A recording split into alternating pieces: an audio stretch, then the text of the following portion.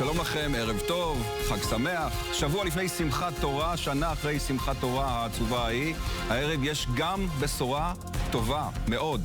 הצורר, הרוצח המתועב, מי שהביא אסון על עמנו ואסון גדול עוד יותר על עמו, החזיר היום את נשמתו לשטן, יחיא סינואר חוסל. כוח שריון יחד עם חיילי חי"ר צעירים מקורס מ"כים של צה"ל נתקלו בו היום בצהריים וירו בו למוות. וכך הלוחמים שלנו הוציאו את הגופה מתוך המבנה בדרך לזיהוי סופי בישראל.